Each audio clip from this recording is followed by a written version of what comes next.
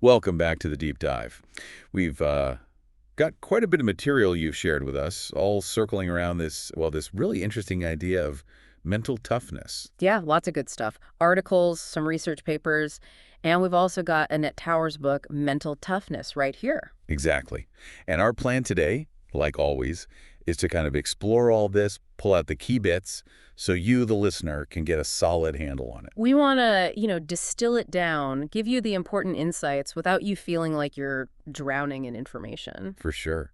Mental toughness, you hear that phrase everywhere now, don't you? Absolutely. Sports, coaching, business. Health, education, yeah. It feels like everyone's trying to cultivate it. And it definitely links up with concepts like grit. Angela Dugworth's work at 10, right? Yeah. Very compelling stuff on that. But what's really fascinating, I think, is that even though we're studying it scientifically now, The idea itself isn't new at all. It goes way back. like the ancient Romans, they really valued a well-formed mind, didn't they? Saw it as crucial for success. Totally. I mean, think about figures like Julius Caesar or Alexander the Great, leading armies, planning complex stuff. Managing empires, their intellectual resilience, their mental fortitude was seen as a huge asset. Definitely. These guys showed some serious mental toughness. Okay, so when we hear mental toughness, maybe we picture someone, super stubborn, just powering through, an iron will. Right, that common image. But the sources suggest it's, well, a bit more complex than just pure willpower. And crucially, it's not something you're just born with, right? That's a key point. Exactly. Thanks to neuroplasticity, the brain's amazing ability to adapt and change, we can actually develop it. So it's learnable. That's really encouraging. It is. So our mission for this deep dive is to get practical. Go beyond the theory. Yeah. What are the actionable things? What steps can you actually take to build this in your own life? That's the goal. So first things first. The sources really stress the importance of defining what mental toughness means personally, for you, the listener. Right. What does it actually look like in action? Because it's not just a thought, it shows up in how you behave. Focus on the traits you want to see consistently. And a huge theme running through everything is perspective. Oh, absolutely central. Yeah. Your perspective is like the frame you put around everything you experience. If that frame is warped, it affects everything, right? Uh. How you see things, how resilient you are. Exactly. And they introduce this interesting idea of detachment as a specific kind of perspective. Which doesn't mean not caring, does it? It's more subtle. Not at all. Think of it as creating a little space, being able to observe what's happening without getting instantly swept away by emotion. That's key for emotional stability. Gotcha. And besides perspective and detachment, there's a whole list of other qualities that feed into it. Yeah, things like being ready for change, actually facing challenges instead of dodging them. Inner strength, self-awareness, really knowing yourself, and self-validation too. That sense of worth that comes from inside. Right. Plus, focus. Having a positive outlook even when things are tough. Patience. Endurance. Self-control, managing those impulses, and acceptance. Accepting what you can't change. And the payoff for working on these things, it's pretty significant. Yeah, the promise is you'll handle pressure better, deal with adversity more effectively. Build stronger confidence, find more motivation, and just generally become more resilient when you hit bumps in the road. It really does seem to ripple out into all parts of life. It does. Now let's talk about negativity. One source called it like a disease. That's a strong way to put it. But you can see why, right? It can really take hold. And it's contagious too. Being around constant negativity can drag you down. So the advice is to consciously try and switch channels in your head. Pretty much. If you find yourself stuck in negative thoughts, you actively need to tune them out, seek out the positive, constructive ones. Makes sense. And then there's fear. That's a huge one for mental toughness. Definitely. But the sources say it can be both an ally and an enemy. Well, if it paralyzes you, it's obviously an enemy, a barrier. But maybe a little bit can keep you sharp. The key is managing it. Right. And they offer some really practical ways to fight fear. Yeah, like just taking a break sometimes. Stepping back to calm down when you feel overwhelmed. Or facing fears gradually. The elevator example, spending a short time, then a bit longer, seems doable. Totally.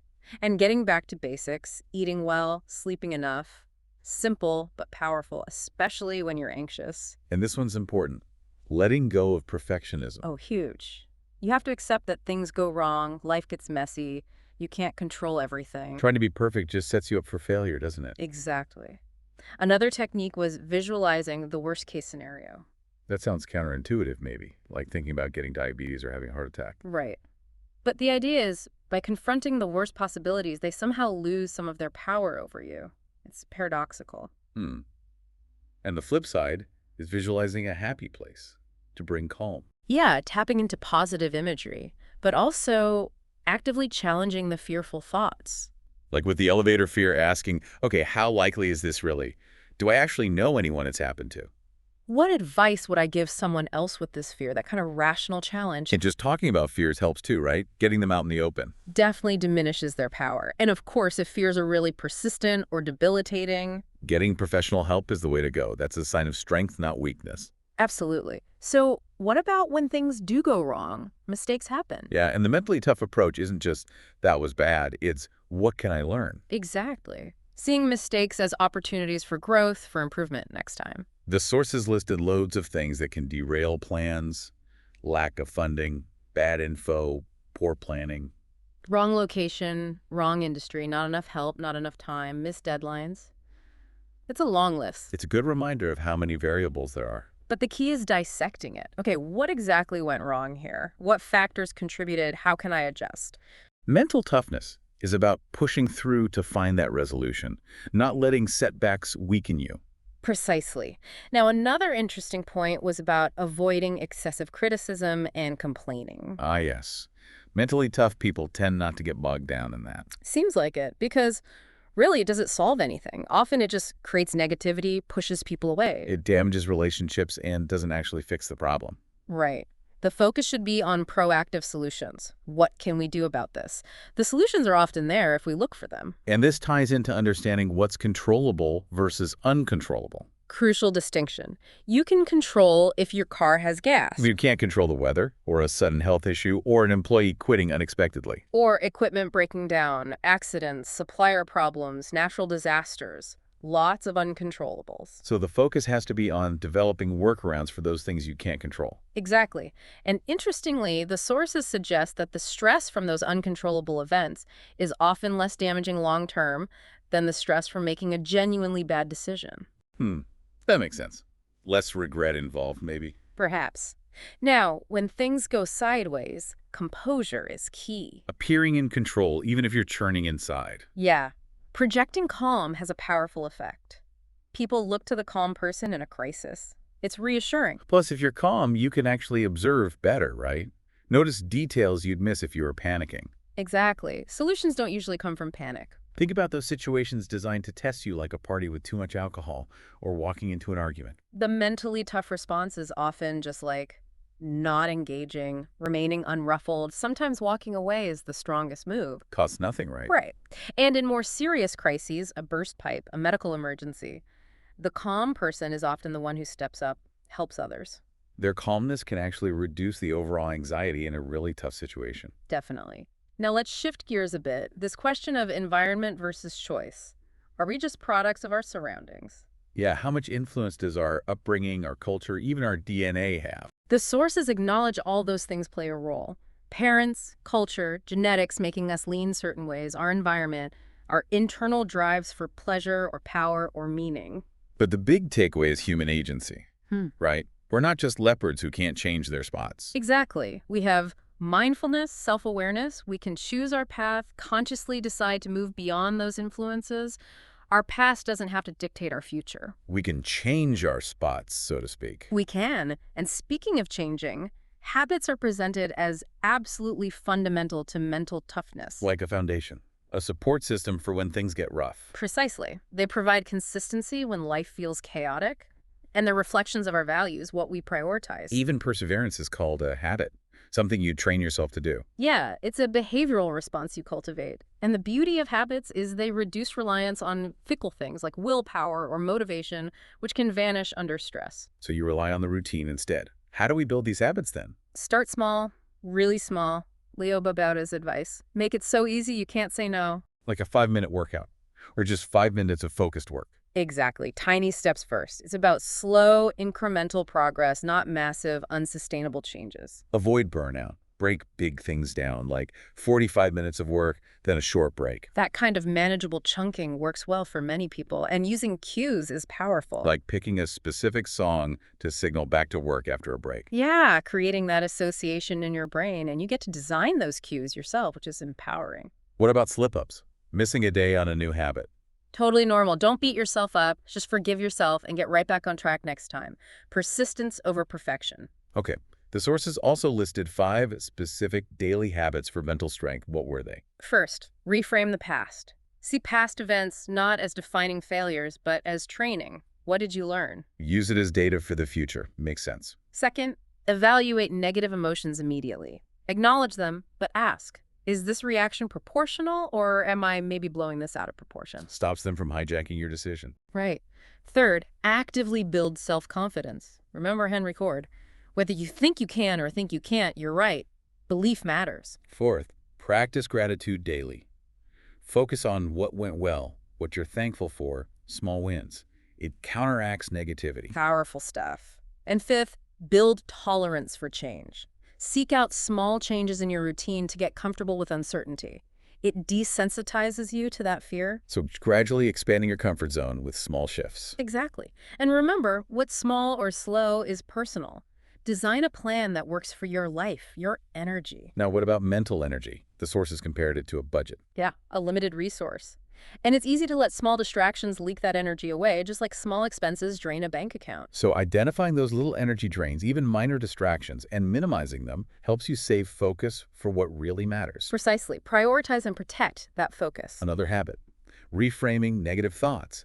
Instead of getting stuck, approach them with curiosity. Right.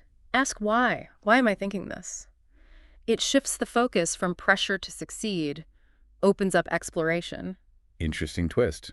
And working towards established goals is obviously key. Yeah, goals are the roadmap.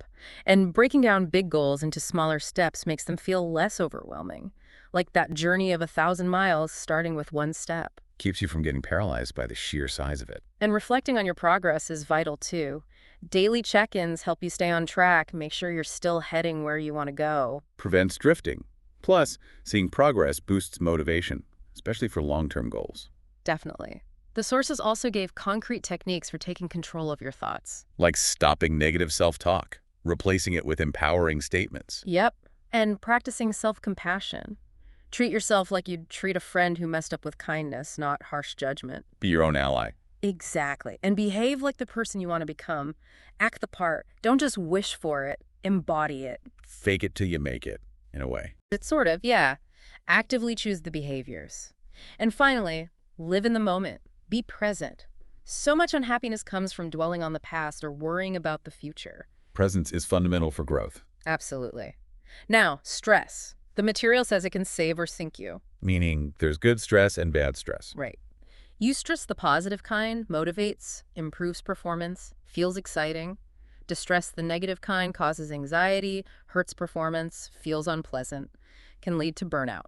And we need to recognize the sources of distress. External things like illness or conflict, but also internal stuff. Yeah, our own fears, unrealistic expectations, negative thought patterns, even bad habits like procrastination add to distress. Keeping a stress journal was suggested. Yeah. Tracking the cause, feelings, reactions. It helps identify patterns.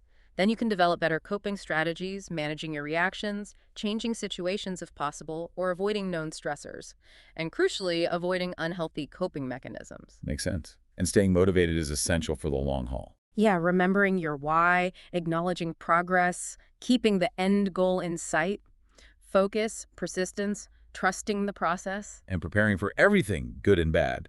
Being open-minded, resilient. Ready for obstacles, but also ready to seize opportunities when they pop up. The social network matters too, right? Yeah. Jim Rohn's quote about the average of the 5 people you spend most time with. Yeah, consciously building a positive, supportive network is really important for mental strength. Okay, now this next part feels core.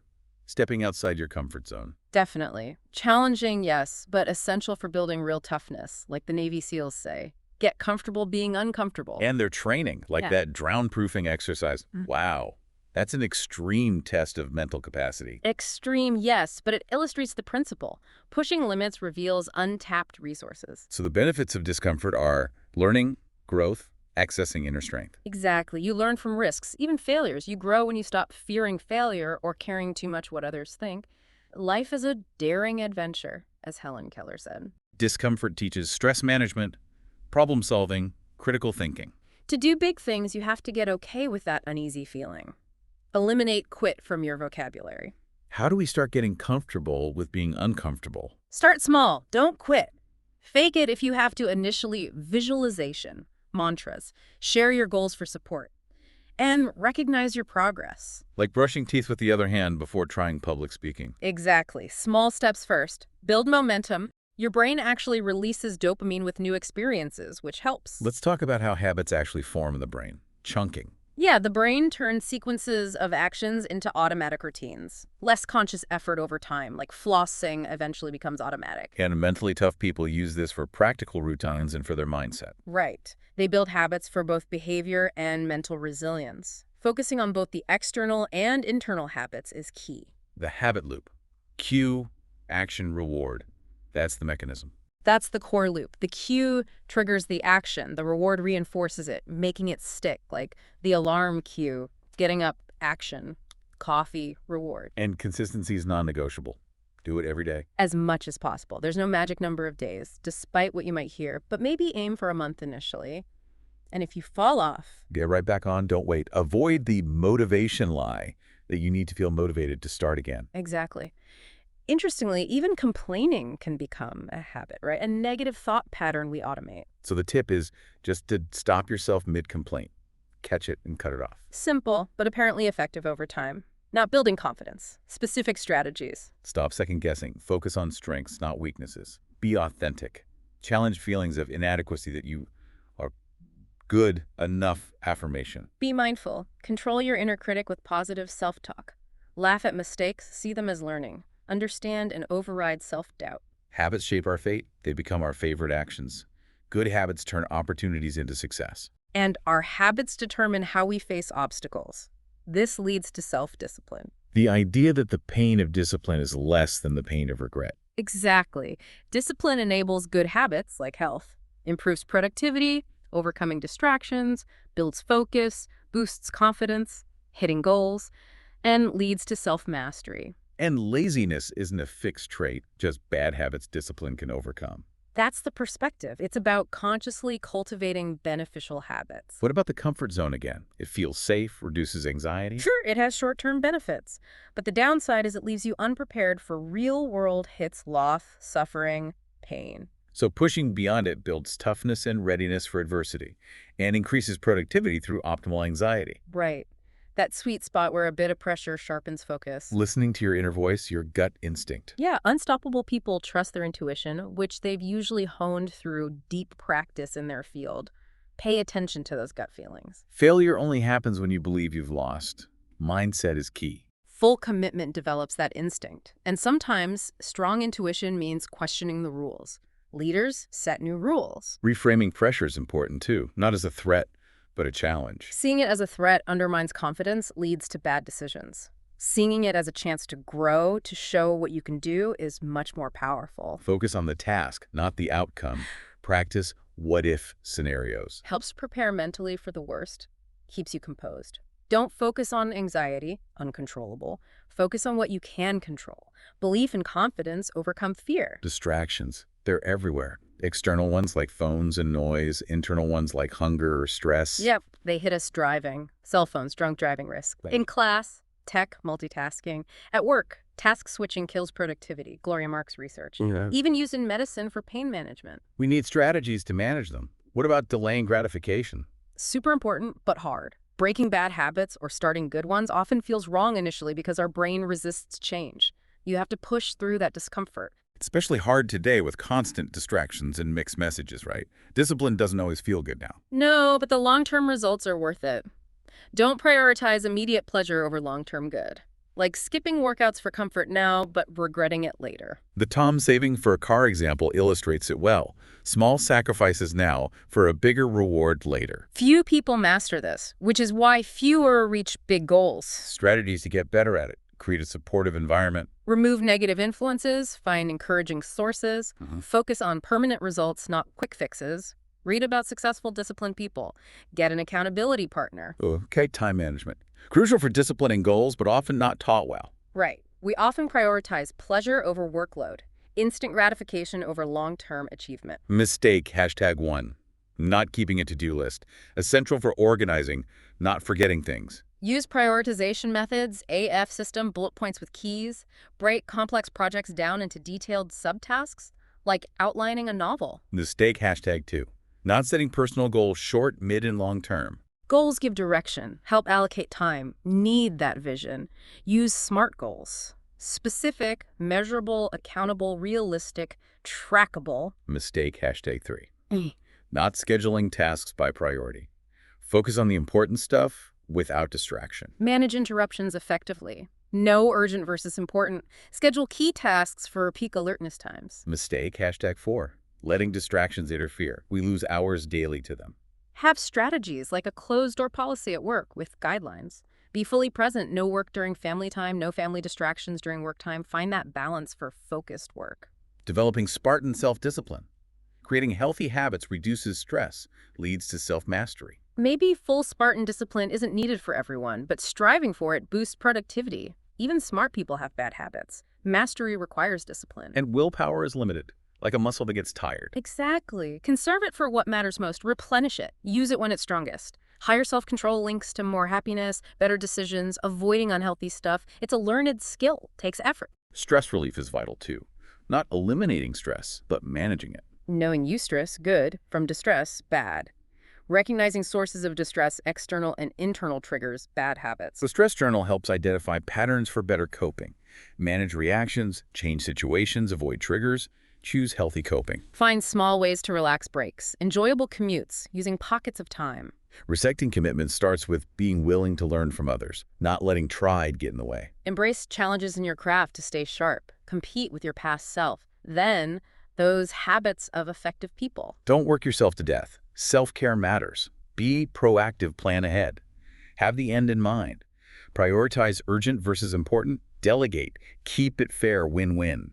Hear before being heard. Listen first. Positive thinking isn't passive acceptance, it's proactive resilience. Finding opportunities in setbacks. Vigilance over thoughts, feelings for stability. Initial emotional responses are often irrational. Identify them first.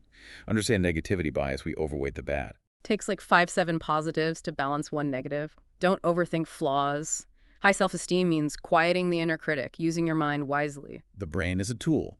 Neuroplasticity means it forms habits, good or bad. As Bandler said, brains aren't designed to get results, they just go in directions. Thought pattern interrupts the ABC model. Antecedent, behavior, consequence. Goal is to disrupt negative cycles early, between trigger and thought. How to implement them? Interrupt needs to be strong, like a loud clap for a deep belief. Time it right, catch the trigger before emotions shift, and repeat.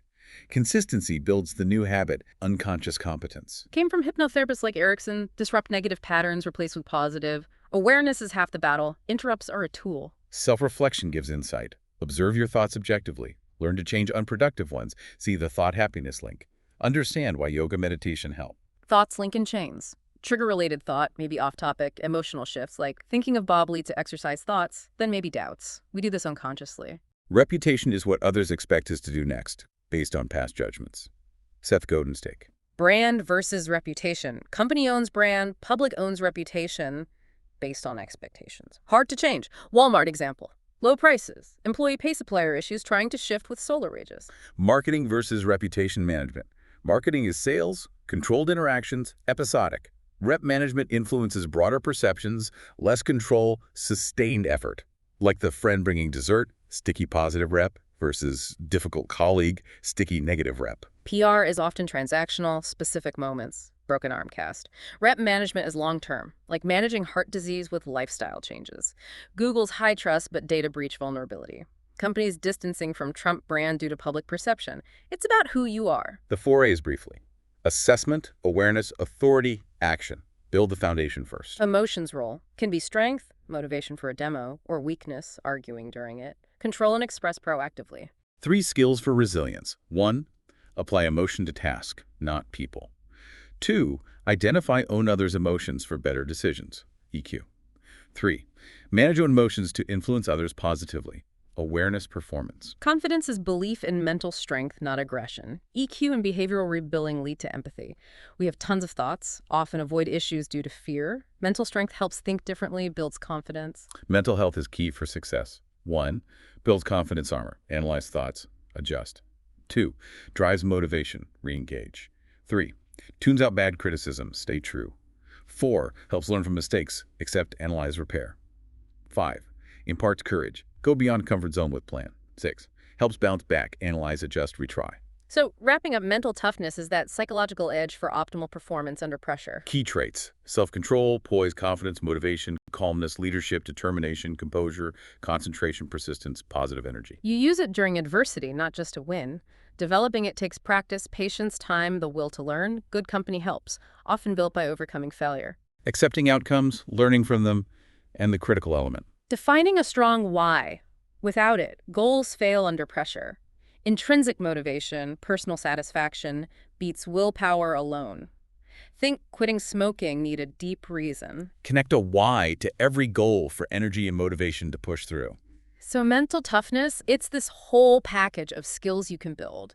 Mindset, habits, emotions, resilience. It really is multifaceted. Yeah. And as we said, it's personal.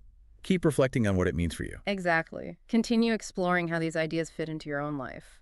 And maybe a final thought to leave you with. Reflecting on everything we've discussed, what's one small habit you could actually start today to begin building that tough mind? And digging a bit deeper, what's the powerful why behind your biggest goals that will keep you going when things inevitably get tough? Something to think about.